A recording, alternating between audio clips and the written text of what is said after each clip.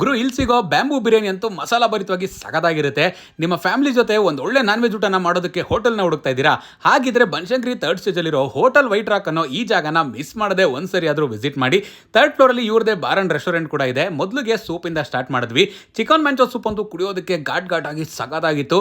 ಹಾಗೆ lemon coriander soup ಕೂಡ ಕುಡಿಯೋದಕ್ಕೆ ತುಂಬಾನೇ ಚೆನ್ನಾಗಿತ್ತು. ಇನ್ನು ಮಾಕ್ಟೇಲ್ಸ್ ವಿಚಾರಕ್ಕೆ ಬಂದ್ರೆ ವರ್ಜಿನ್ ಪಿನಾ ಕೊಲಾಡಾ ಮತ್ತೆ ಫ್ರೂಟ್ ಪಂಚ್ನ ಟ್ರೈ ಮಾಡಿದ್ವಿ. ಒಂದಕ್ಕಿಂತ ಒಂದು ಅದ್ಭುತವಾಗಿತ್ತು ಅಂತಾನೆ ಹೇಳ್ತೀನಿ. ಆಂಬಿಯನ್ಸ್ ಎಲ್ಲ ನೀವೇ ನೋಡ್ಬೋದು, ಫ್ಯಾಮಿಲಿಗೆ ಅಂತಾನೆ ಹೇಳಿ ಮಾಡಿಸ್ದಂಗಿದೆ.